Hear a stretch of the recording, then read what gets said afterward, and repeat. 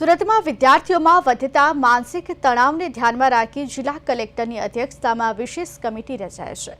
વિદ્યાર્થીઓના માનસિક સ્વાસ્થ્યને મજબૂત કરવા માટે નેશનલ ટાસ્ક ફોર્સ બનાવવામાં આવી છે, જેમાં સુરત કલેક્ટર, જિલ્લા શિક્ષણ અધિકારી, યુનિવર્સિટી કુલપતિ તથા પોલીસ અધિકારીઓનો સમાવેશ કરવામાં આવ્યો છે।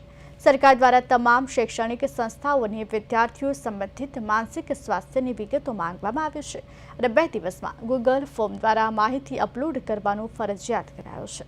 સુરતની તમામ શાળાઓની કોલેજોને સંપૂર્ણ માહિતી આપવા સૂચના આપવામાં આવી છે।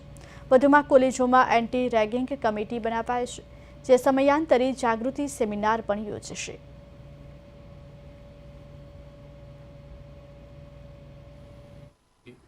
વિદ્યાર્થીઓના માનસિક સ્વાસ્થ્ય અને તેના રક્ષણ માટેની અમલીકરણ સમિતિ સુપ્રીમ કોર્ટની ગાઈડલાઈન અન્વયે જિલ્લા કક્ષાએ માનનીય કલેક્ટર સાહેબની અધ્યક્ષતામાં બનાવવામાં આવી છે, જેની અંદર તમામ સભ્યો જિલ્લા પ્રાથમિક શિક્ષણ અધિકારી, જિલ્લા શિક્ષણ અધિકારી, શાસનાધિકારી, આરોગ્ય વિભાગના અધિકારીઓ, બાળ સુરક્ષાના અધિકારીઓ અને કોલેજના યુનિવર્સિટી કક્ષાના વાઇસ ચાન્સલર, રજિસ્ટ્રારને સમિતિના સભ્યો બનાવવામાં આવ્યા છે।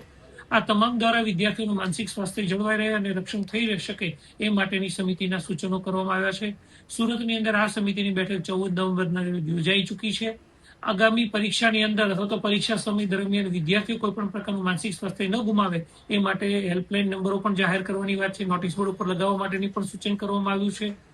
કોલેજોની અંદર એન્ટી રેગિંગ કમિટીની પણ રચના કરવાની વાત છે। માતા પિતા માટે પણ આ માટેના અમલીકરણ માટેના સેમિનાર અને વિદ્યાર્થીઓ બાબતે અવેર થાય અથવા તો